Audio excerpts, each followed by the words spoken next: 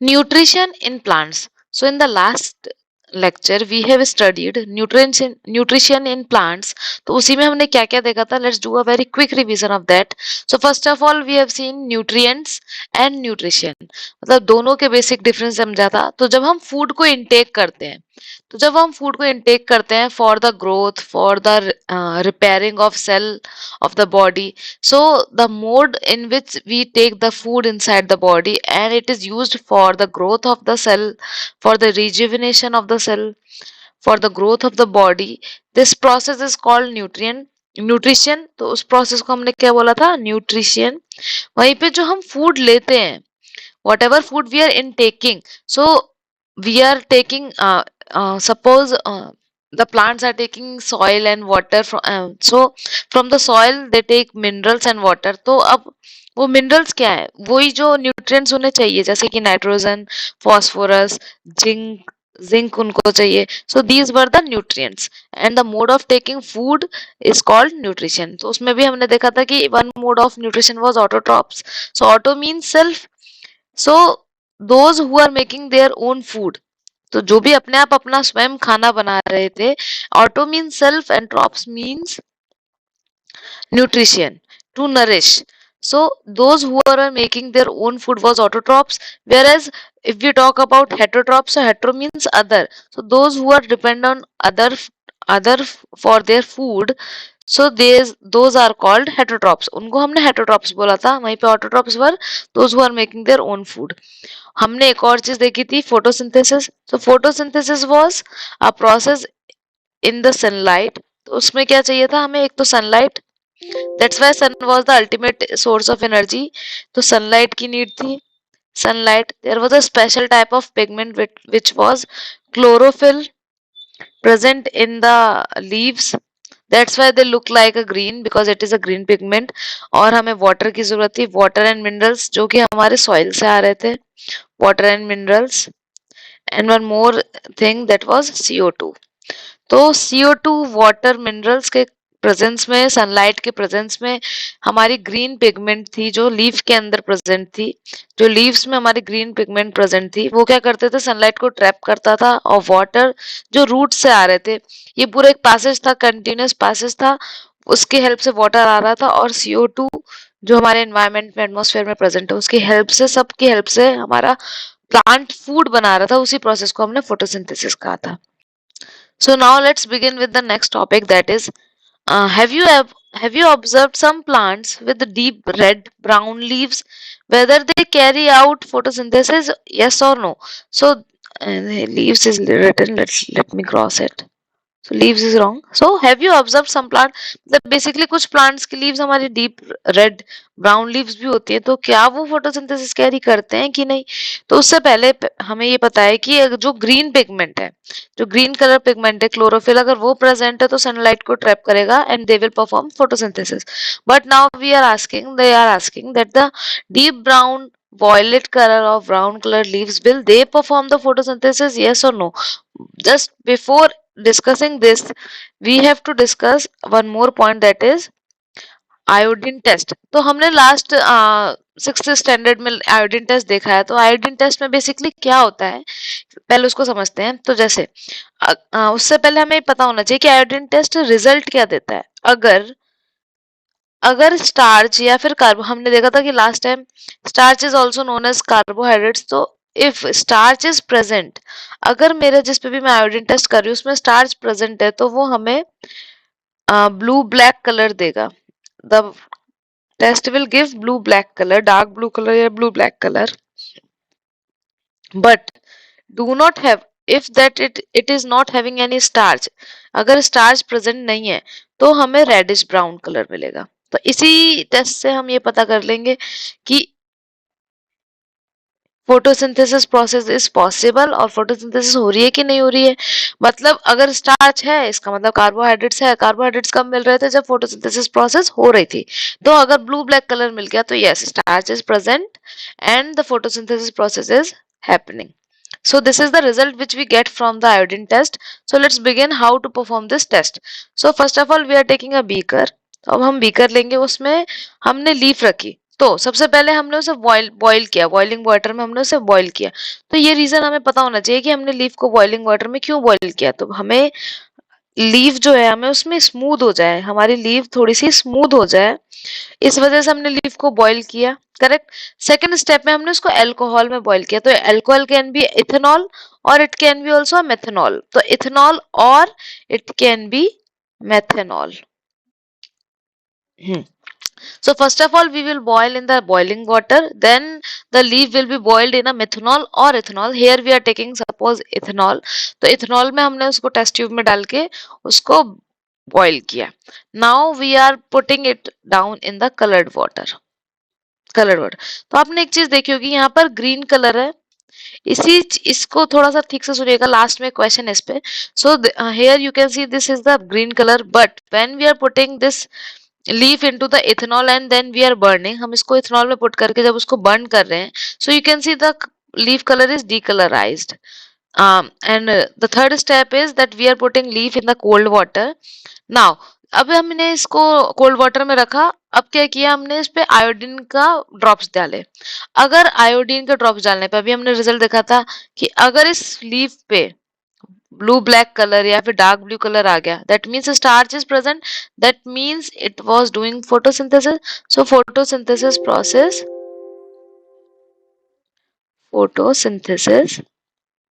Process has been done. तो photosynthesis process हुआ है. लेकिन अगर उस पे हमारा रेडिश ब्राउन कलर आया, ये जो आप देख रहे हो, अगर रेडिश ब्राउन कलर आ रहा है तो इसका मतलब स्टार्च प्रेजेंट नहीं है, इसका मतलब फोटोसिंथेसिस नहीं हुआ है. करेक्ट. तो ये मेरा एक आयोडीन टेस्ट है. अब हम आयोडीन टेस्ट परफॉर्म कर कर ये पता करेंगे क्या डीप रेड ब्राउन और वॉयलेट लीव्स करते हैं क्या. तो अब सबसे पहले हम दो टाइप की लीव्स लेंगे. तो एक को हमने क्या किया, सबसे पहले डार्क रूम में लीव्स ने पॉट लेते हैं. So we have taken 2 pot. इसको हमने 72 आवर के लिए डार्क रूम में रखा. तो डार्क रूम का मतलब क्या हो गया, 72 आवर्स के लिए हमने डार्क रूम में रखा. इसका मतलब क्या है कि सनलाइट की प्रेजेंस को हमने स्टॉप कर दिया है. सो सनलाइट की प्रेजेंस को हमने स्टॉप कर दिया है. तो हमने डार्क रूम में रखा 72 आवर्स के लिए एक पॉट को, और उसमें सनलाइट की प्रेजेंस नहीं है. इसका मतलब वो ट्रैप नहीं कर पाएगी सनलाइट, तो फोटोसिंथेसिस प्रोसेस नहीं होगी. और उस लीफ पर हमने आयोडीन टेस्ट किया और रिजल्ट को हमने नोट कर लिया. तो ऑब्वियसली फोटोसिंथेसिस नहीं हुई है, तो आयोडीन टेस्ट करेंगे तो रेडिश ब्राउन कलर आएगा. वहीं हमने सेम पॉट को अब आफ्टर 3-4 डेज के बाद हमने उसको फिर सनलाइट में रखा, सनलाइट के प्रेजेंस में रखा. अब हमने क्या देखा कि कुछ लीव्स तो रेड ब्राउन कलर की थी, कुछ थोड़ा सा ग्रीन पिगमेंट है. तो some are red brown colour and some are having green pigment. और उस पर अब हमने आयोडीन टेस्ट किया. तो अब आयोडीन टेस्ट करेंगे तो हमने देखा कि जो जहां पर ग्रीन कलर था, जो ग्रीन कलर की पैचेस हैं, वहां पर आप देखोगे कि वो ब्लू, डार्क ब्लू कलर या ब्लू ब्लैक कलर में हो जाएंगे. That shows that the photosynthesis process has been carried out. So from it we come to know that the leaves which are other than green also perform photosynthesis because they also have chlorophyll. मतलब जो leaves हैं, जो deep red brown या फिर violet colour की हैं, इसका मतलब उनके पास भी क्लोरोफिल है. बस ये होता है कि the large amount of red brown colour pigments mask their green colour. तो basically they also have chlorophyll.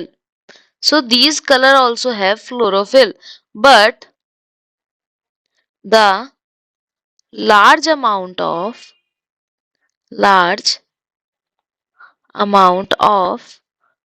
red and brown color, large amount of red and brown color mask the green pigment or green color. So they mask the green color, but it doesn't mean कि they don't have any chlorophyll. So they have chlorophyll, but ये जो red और brown colour है वो उस green colour को mask कर देते हैं. तो हमने ये आयोडीन का पूरा टेस्ट करके पता किया कि yes, they also perform photosynthesis and this was the result which we get from the photosynthesis, sorry, from the iodine test कि starch present है तो blue black color show करेगा और starch present नहीं है तो reddish brown color शो करेगा. Now the next point is algae. तो when we talk about algae तो हमने कभी कभी पॉइंट में देखा होगा कि पॉइंट में आपने देखा होगा कि when you talk about pond then stagnant water. So what is the meaning of stagnant? Stagnant means still. So when you talk about stagnant water, stagnant means still. तो जब हम stagnant water की बात करेंगे तो it is a still water. मतलब water is not in a running phase. तो जहाँ और ponds में भी mostly क्या होता है कि stagnant water होता है या brackish water जहाँ पे salt की presence ज़्यादा होती है. तो जब भी हम इस तरीके के water bodies के contact में आएंगे तो वहाँ पर हमें slimy green patches देखने को मिलते हैं जैसे ये दिख रहे होंगे आपको. So these are slimy green patches. These are known as algae. So, slimy green patches on the ponds and stagnant water bodies are known as algae. So, they are basically a type of organism which are growth on these environment. तो ये इसी environment में basically grow करते हैं. अब, what do you think that they can perform photosynthesis? Yes or no? So, now you can see that they are having green color pigment as they are having green colour pigment they contain chlorophyll. तो मतलब इनके पास एक green colour का pigment है जो कि chlorophyll है. तो yes they can perform photosynthesis because they have green colour pigment. इनके पास एक ग्रीन कलर का पिगमेंट है जिसको हम क्लोरोफिल बोलते हैं. अब देखो ये थर्ड पॉइंट कहता है कि food base for these are the food base for almost all aquatic plant. कैसे? जैसे कि बेसिकली फोटोसिंथेसिस में हमने देखा था कि कार्बन डाइऑक्साइड चाहिए. वाटर इनके पास है because they are in the water. So water, carbon dioxide, chlorophyll. So chlorophyll as they are having green colour pigment chlorophyll तो क्लोरोफिल भी है इनके पास. तो ये फोटोसिंथेसिस प्रोसेस करते हैं. Yes they perform photosynthesis process. Now oxygen which is present in water bodies. एक तो oxygen, dissolve oxygen water bodies में प्रेजेंट होती है और ये भी प्रोवाइड कर रहे हैं. तो that's why these are the food base for all aquatic plants. क्योंकि जब ये फोटोसिंथेसिस की प्रोसेस होती है तो ये एक तो ऑक्सीजन रिलीज करते हैं एंड ये स्टार्च या फिर कार्बोहाइड्रेट्स रिलीज करते हैं. That's why they are the food base for a aquatic almost all aquatic plants. Now, so as you can see, there are some other modes of nutrition in plants also. क्यों? क्योंकि कुछ plants हैं जिनके पास chlorophyll नहीं होते हैं. अभी हमने देखा था कि plants are autotrophic, but उसमें भी कुछ exception है जिसमें कि कुछ plants के पास क्लोरोफिल नहीं होते हैं. Now, अगर उनके पास क्लोरोफिल है नहीं तो obviously वो लोग photosynthesis process नहीं कर पाएंगे. Now, if they are not able to do the photosynthesis process, so how they are able to survive? This is the main point. मतलब अगर फोटोसिंथेसिस क्लोरोफिल नहीं है तो फोटोसिंथेसिस नहीं हो पाएगी. फोटोसिंथेसिस नहीं हो पाएगी तो कैसे ही वो डिपेंड करेंगे, कैसे वो लोग ग्रो करेंगे, कैसे उनकी सेल रिपेयर होगी. तो अब वो किस तरीके से सरवाइव करेंगे. So how do they will survive. तो जैसे हम humans and animals are depending on other animals, sorry, like we animals and human beings are depend on other things like plant. In the similar way कुछ type के plants इस तरीके के होते हैं कि वो दूसरे plants पर डिपेंड करते हैं. So in the similar way some plants are dependent on the other types of plant and these type of mode of nutrition is called heterotrophic mode of nutrition. So this kind of mode of nutrition is called heterotrophic mode of nutrition in which the plants are dependent on other plant for their nutrition. तो अभी हमने two types of nutrition देखे थे, autotroph and heterotroph. Heterotroph means other. तो हमने nourishment के लिए किसी और पर डिपेंडेंट है. ह्यूमंस तो थे ही, humans are also there, animals are also there. तो कभी कभी एमसीक्यू में पूछ लेगा कि some plants are heterotrophic, are heterotrophs or not. तो we have to stick yes because yes some plants do not have chlorophyll. अगर उनके पास क्लोरोफिल नहीं है तो ऑब्वियसली वो फोटोसिंथेसिस नहीं कर पाएंगे. फोटोसिंथेसिस नहीं कर पाएंगे तो वो सर्वाइव कैसे करेंगे? तो वो दूसरे प्लांट पर सर्वाइव करेंगे, वो न्यूट्रिशन दूसरे प्लांट से लेंगे. इस type of mode of nutrition को हम हेटरोट्रॉपिक मोड ऑफ न्यूट्रिशन बोलेंगे. इसमें से कि पहला हम देखते हैं Cuscuta plant. Okay, so Cuscuta plant, इसको हिंदी में हम अमरबेल भी बोलते हैं, अमरबेल. So it is also known as अमरबेल प्लांट. मतलब हिंदी में अमरबेल बोलते हैं, कस्क्यूटा प्लांट. अब क्या होता है ये देखो क्या कह रहा है कि derive nutrients by wiring around the stem and branches of other plants। तो जो प्लांट है, जैसे ग्रीन प्लांट आपने अंदर देख सकते हो, उसके ऊपर ये वायर लाइक मैश नेट इसके ऊपर आ गया है, जो उनके ऊपर आके ये देखिए, जैसे येलो कलर के आप देख सकते हो। सो they are basically wiring around the stem and branches of other plant for deriving the nutrients, क्योंकि ये खुद के पास तो क्लोरोफिल नहीं है, फोटोसिंथेसिस नहीं कर सकते, तो अब इनको भी न्यूट्रिएंट्स चाहिए फॉर ग्रोथ, तो ये दूसरे प्लांट्स पे आ जाते हैं। तो अब इसी में दो टर्म आते हैं, one is host and one is parasite. So the plants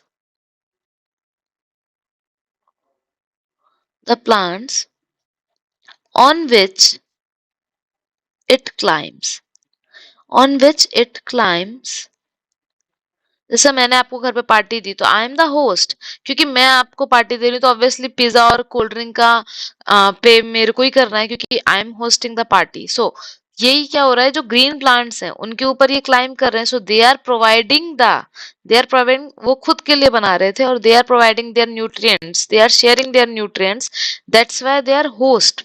so the plants on which it climbs are host. Whereas हम बात करते हैं ये अमरबेल या कस्क्यूटा प्लांट की, so they are wiring, they are climbing, ये बेसिकली क्लाइम कर रहे हैं। So they are climbing and they are taking the most their valuable nutrient, जो होस्ट का वैल्यूएबल न्यूट्रिएंट्स है वो उनसे ले रहे हैं। So they are taking it, तो now they are the parasite. So they are basically parasites.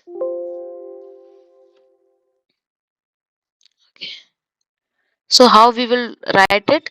That cuscuta is a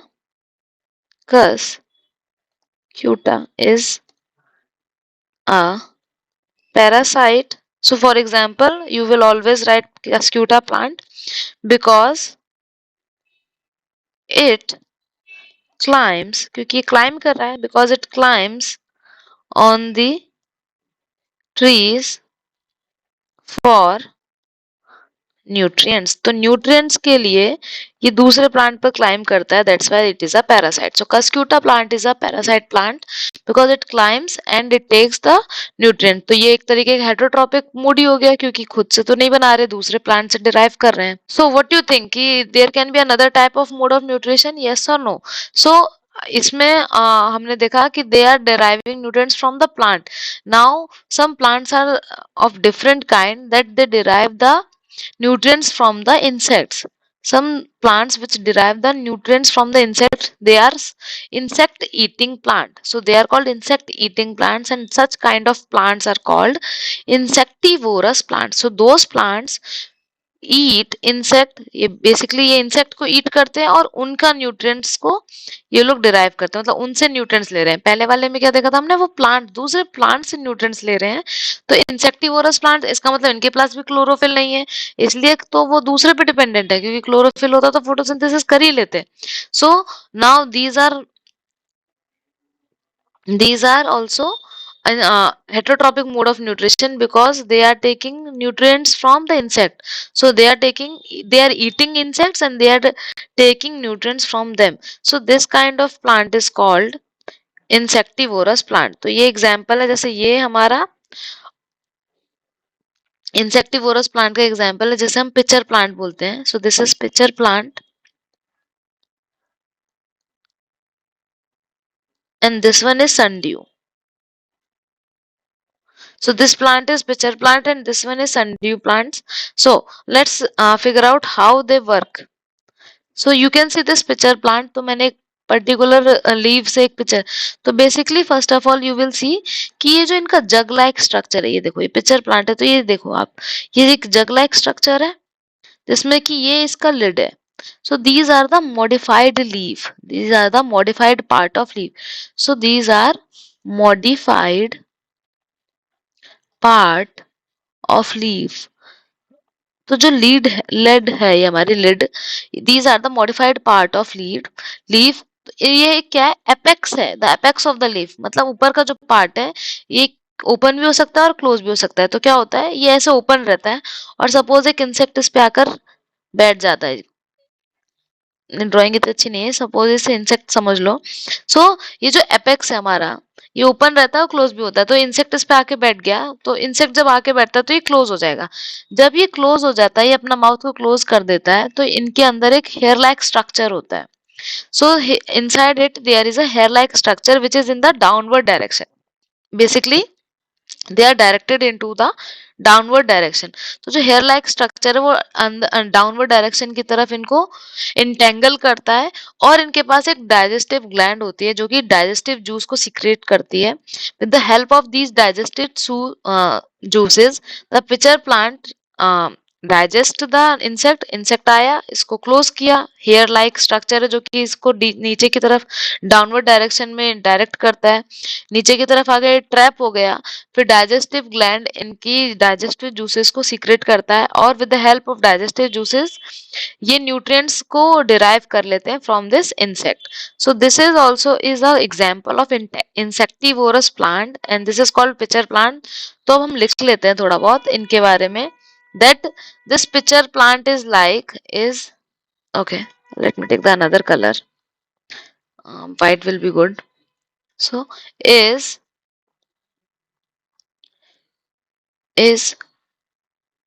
jug like structure. So it is a jug like structure as you can see, and the lid is a modified. So you can see it is a jug like structure, modified version hai. So modified part of leaf, correct? So it is a modified part of leaf, and the apex of the leaf forms a lid. As you can see, this apex of a leaf is forming a leaf lid, and lid can open and close the mouth of pitcher. Obviously this lid can open and close the mouth of the pitcher. Pitcher के mouth को close कर सकते, तो जैसे ही हमारा insect इसके पास आके बैठेगा तो ये उसको क्लोज कर देगा। So as the insect is coming in the contact of this pitcher plant, they will close the lid, and what will happen that the insect will trapped and entangled into the hair which is directed downward.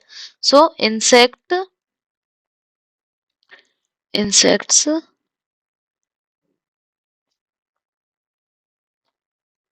hands in the picture, पहली बात तो वो आता है picture पे, picture. So insects land in the picture and the lid closes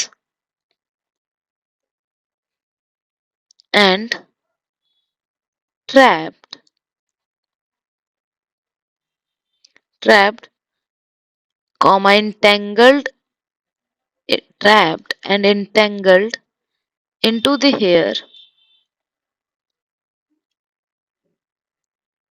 Correct. So insect land in the pitcher and lid closes and trapped, entangled into the hair. So lid closes and insect trapped and entangled into the hair. What will happen then? Then this digestive juices will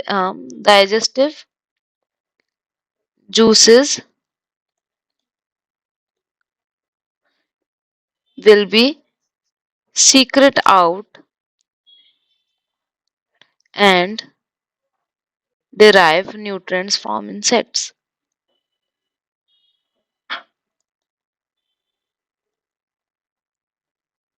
Insects.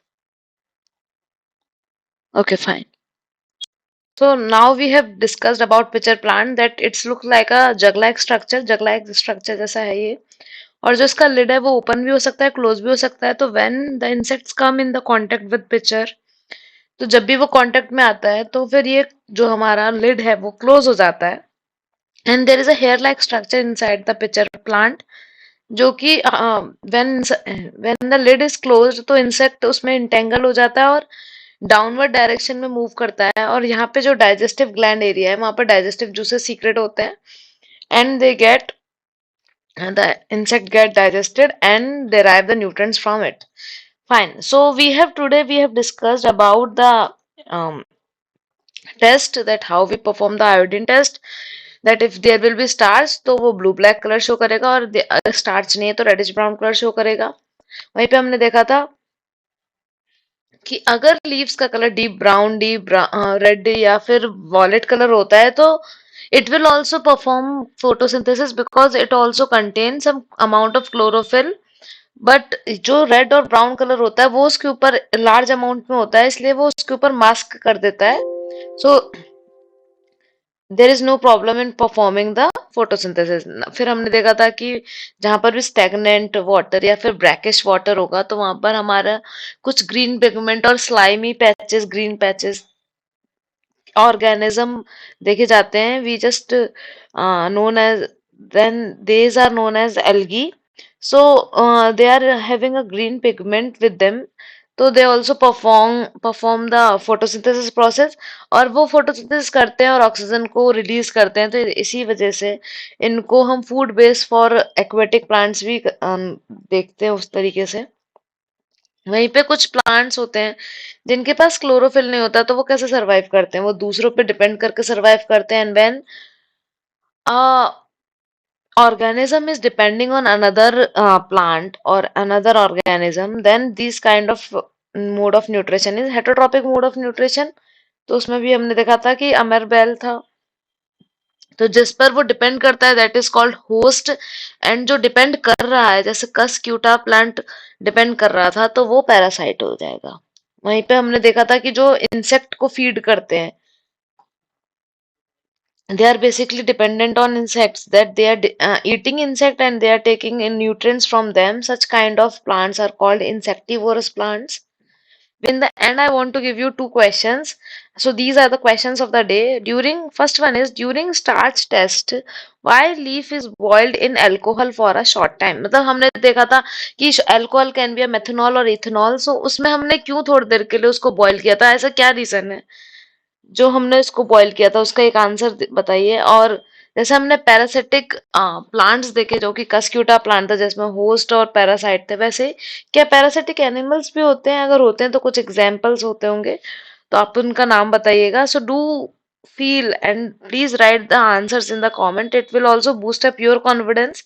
And I will discuss the answer in the next lecture where I am going to discuss about saprophytes, and we will end the chapter nutrition in the plants in that lecture. So thank you for watching this lecture. Thank you for giving your time. Thank you so much.